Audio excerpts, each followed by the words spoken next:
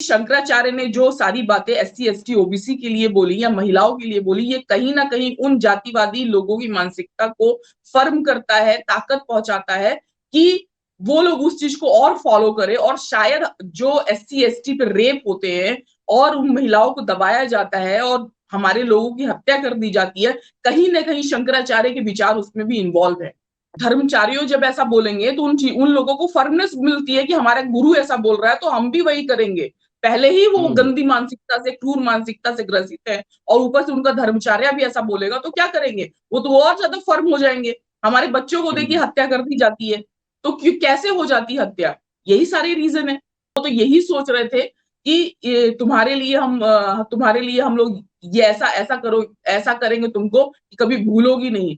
तो मुझे लगता है कि जब मुझे इस तरह धमका रहे हैं, तो जो हमारी बहू बेटियां हैं जो गांव में हैं, बाकी हर दिन आए दिन रेप हो रहा है उनका और बेदर्दी से उनकी हत्या कर दी जाती है, तो वो उन उन उन बेचारियों के साथ क्या क्या होता होगा। अब फूलन देवी को उनके घर में घुस के मार दिया जाता है, जो कि एमपी है, एमपी बंगलों में। तो डर तो है, लेकिन इस अगर हम लोग चुप रहेंगे, डरते रहेंगे तो भी मारे जाएंगे। तो बेहतर है कि बोल के इन सब चीजों का सामना किया जाए। क्या होगा आगे देखा जाएगा। क्या सद्भाव सद्भाव और सद्भाव का सारा सारा बेड़ा एससी एसटी ओबीसी ने और माइनॉरिटी ने उठा के रखा हुआ है कि हम चुप रहेंगे तो सद्भाव रहेगा। हम ही चुप रहे, उनकी तरफ से कोई चीज नहीं आएगी सद्भाव होने के लिए।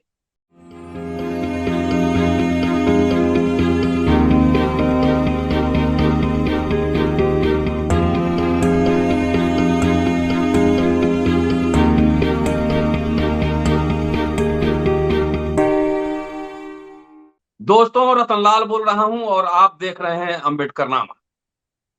आज खास मुलाकात में एक खास विषय पर चर्चा है।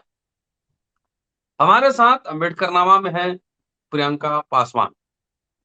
सोशल एक्टिविस्ट हैं, एंटरप्रेन्योर हैं और जन सरोकार के मुद्दों पर लगातार बोलती लिखती रहती हैं और कार्यक्रमों में शामिल होती रहती हैं। कुछ दिनों पहले इनको धमकियां मिली, जान से मारने की धमकियां मिली। क्या है मामला, सीधे लिए चलता उन्हीं के पास और उन्हीं से समझने की कोशिश करता हूं कि आखिर ऐसे क्या हुआ कि आपको धमकियां मिल रही है। प्रियंका, स्वागत है अम्बेडकरनामा में। जी धन्यवाद। थोड़ा अपने बारे में जी बताएं दोस्तों को और उसके बाद घटनाक्रम पे आएंगे। जी, ये दरअसल क्या हुआ था कि शंकराचार्य की डेथ हुई थी, और फिर मुझे कुछ कटिंग्स मिली थी उनके खिलाफ, जो एससी एसटी ओबीसी के आरक्षण के विरोध में थे, महिलाओं के विरोध में रहते थे, महिलाओं को पढ़ने के लिए वो मना करते थे, शंकराचार्य नहीं बन सकती हैं। और इसके अलावा वो आरक्षण को बोलते थे कि पुल टूटने का कारण, ऑपरेशन खराब होने का कारण सब आरक्षण है। तो नो डाउट मैं उस समाज से आती हूँ जहां जिस समाज की वो बात कर रहे थे, जिस समाज को वो घटिया बता रहे थे।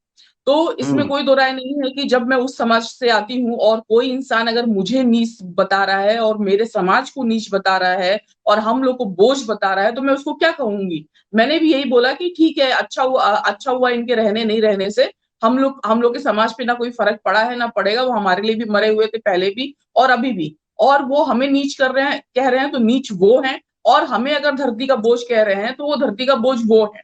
ये इतना इतना ही मैंने कहा था। उसके बाद उनके जो अनुयायी हैं तथाकथित, उन लोगों ने मेरे ऊपर धमकियों की बौछार स्टार्ट कर दी, गंदी गंदी गालियां स्टार्ट कर दी। और फिर उन लोगों ने मुझे मारने के लिए भी बोला कि इसको जहां जहां मिले उसको गोली मार दो, और कपड़े उतार के मारो, और मेरी परवरिश को कि हाँ इसकी परवरिश हुई है। अब मैं क्या बोलूं, बहुत ही गंदे गंदे वर्ड्स इन लोगों ने यूज किए। और लेकिन मुझे नहीं लगता कि मुझे शर्माना चाहिए इन सब बातों में, क्योंकि मुझे ये इसी तरह पहले लोग धमकाते हैं, ये मनुवादी लोग, मानववादी मानसिकता के लोग, और फिर हमारी बहू बेटियों की वाकई रेप और हत्या कर देते हैं।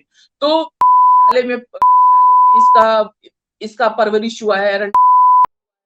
ये तमाम चीजें इन लोगों ने इस तरह बोली। और सबसे बड़ी बात है कि ठीक है, जहां मिले उसको गोली मार दो, कपड़े उतार के मार दो। और तुम्हारी तरह लोग पहले भी बात करते थे, उन लोगों को गोली मार दी गई। इस तरह मुझे विश्व हिंदू परिषद के द्वारा, बजरंग दल के द्वारा, जो बीजेपी के लोग हैं उनके द्वारा इस तरह की बातें मुझे मुझे लिखा गया और मैंने इसको अब पब्लिक डोमेन में भी डाल दिया है ये सारी चीजें। क्योंकि अगर अभी हम लोग आवाज नहीं उठाएंगे, क्योंकि मैं देखिए मैं एक दिल्ली में रहती हूँ और अपना काम कर रही हूँ, तो मेरे लिए अगर ये सब ऐसे हैं, वो तो यही सोच रहे थे कि तुम्हारे लिए हम लोग ये ऐसा ऐसा करो, ऐसा करेंगे तुमको कि कभी भूलोगी नहीं।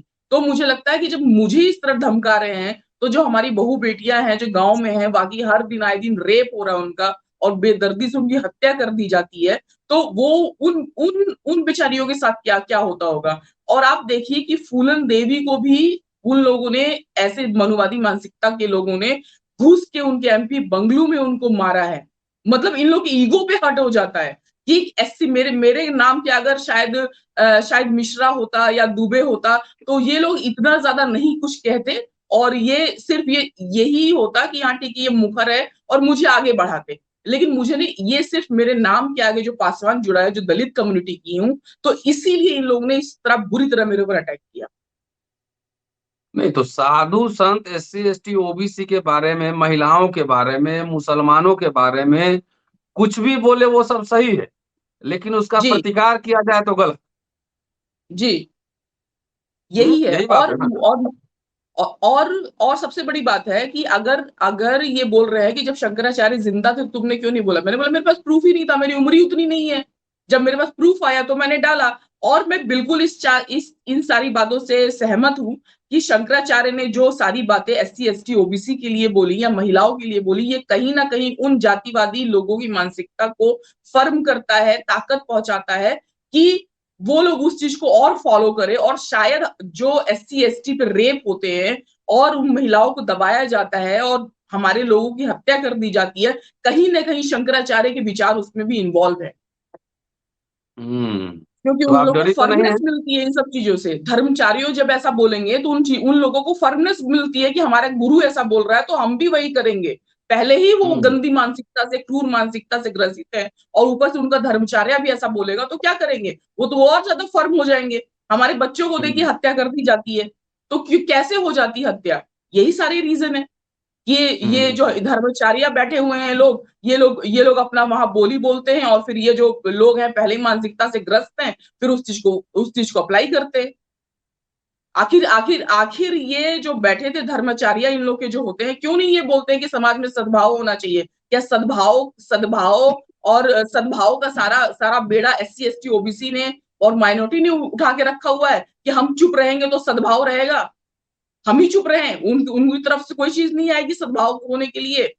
अभी देखिए, अगर आप देखेंगे एक जो अपर कास्ट की महिलाएं होती हैं, उन लोग का जो शेट्टी है हैदराबाद की, और ये अंकिता है, तमाम लोग है, बीजेपी के लोग ही बीजेपी के खिलाफ हैं कि उसको न्याय दिलवाना है। लेकिन हमारे हमारी हमारी बहनों पे मेरे ऊपर कुछ हो जाएगा तो क्या ये लोग कभी कुछ बोलेंगे? हाथरस की बेटी के लिए गिरिराज सिंह वहां से बैठ के बोलते हैं कि अंकिता के लिए गिरिराज सिंह बैठ के बोलते हैं कि उसको उसको न्याय देना चाहिए। ये बहुत घिनौनी घटना है। हाथरस के लिए इन लोगों के मुंह से एक शब्द नहीं निकलता इन जातिवादी इंसानों के लिए। और मरने के बाद भी हमारी महिला के जो घर वाले होते हैं वो सब कितना सहते हैं।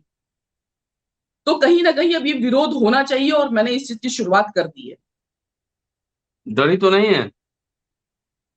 देखिए, इसमें कोई दो राय नहीं है कि जब जब फूलन देवी को उनके घर में घुस के मार दिया जाता है, जो कि एमपी है, एमपी बंगलो में, तो डर तो है। लेकिन इस अगर हम लोग चुप रहेंगे, डरते रहेंगे तो भी मारे जाएंगे। तो बेहतर है कि बोल के इन सब चीजों का सामना किया जाए। क्या होगा आगे देखा जाएगा। तो ये जो लोग हैं, ये कई बार होता है कि सोशल मीडिया पे फिक्टिशियस आईडी से भी लोग लिखते हैं नहीं, उन लोग और का बकायदा आईडी है। बकायदा आईडी आइडिया। मैंने निकाल के, जी, उन लोगों को कंप्लेन किया है, मैंने पुलिस में कंप्लेन किया है। और हाँ। ये लोग उल्टा मेरे मेरे ऊपर कंप्लेन करने के लिए कह रहे हैं, मेरे ऊपर एफआईआर करने के लिए वहां से शिवनी में मेरे नाम के प्रियंका पासवान मुर्दाबाद इन सब के नारे लगाए उन लोगों ने वहां पे। और मेरे लिए एफआईआर करने के लिए बोल रहे हैं कि मेरे धर्मगुरु के खिलाफ इसने बोला। तो भाई आप, तो वो लोग मेरे उल्टा एफआईआर मेरे ऊपर करने के लिए कह रहे हैं। उनको बोलिए कि धर्म गुरु आपके ब्राह्मणों के बारे में सिर्फ बोले और किसी के बारे में जी ना बोले। जी, बिल्कुल सही बात है। उनको कहिए तो कि धर्म गुरु क्षत्रियों के बारे में ना बोले, क्योंकि वो परशुराम का एक पूरा कथा है कि 21 बार नाश किया है क्षत्रियों का। तो उनका बोलने का कोई हक नहीं बनता है। यही तो बात है ना। लेकिन लेकिन आप देखेंगे तो एक ब्राह्मण ने मेरे खिलाफ वहां पे मेरे लिए बोला कि हाँ मैंने गलत बोला। क्षत्रियों ने जो वहां पे क्षत्रिय हैं, जो ठाकुर हैं, उन लोगों ने आके बोला कि तुमको तो ऐसा ऐसा वो रेप करने की धमकी दी। और उसके बाद फिर मारने के लिए कहा, ठाकुरों ने मुझे मारने के लिए कहा। फिर ऊपर से नीचे थोड़ा सा ओबीसी के एक आध लोग आए, उन्होंने उन्होंने भी इसी तरह की बातें की। तो ये देखिए कहीं ना कहीं ये सारी चीजें यही रहती है कि आ, और सबसे बड़ी बात, अब मैं ये देखूंगी कि जो बनिए बनिए कम्युनिटी के लोग थे, उन लोग भी ढकेला गया कुछ बोले तो वो थोड़ा थोड़ा बोल के चले गए। उनको इन सब चीजों से कोई ज्यादा मतलब होता नहीं है। लेकिन ये जो ठाकुर और ब्राह्मण थे, और इन लोगों ने बिल्कुल, इन ब्राह्मण भी बड़े बड़े आराम से बात कर रहे हैं वो लोग, लेकिन जो ठाकुर थे उन लोगों ने अपनी ठवराई पूरी बहुत अच्छी तरीके से दिखाई कि हाँ इसको उठाओ, रेप करो, और इसको इसको गोली मार दो जहां मिले। उनको तो बोले नहीं कि परशुराम ये ने लोग 21 बार इकट्ठा बहुत क्षत्रियों का ज्यादा नाश है। किया है। उनको आपने समझाया नहीं कि परशुराम ने 21 बार क्षत्रियों का नाश किया।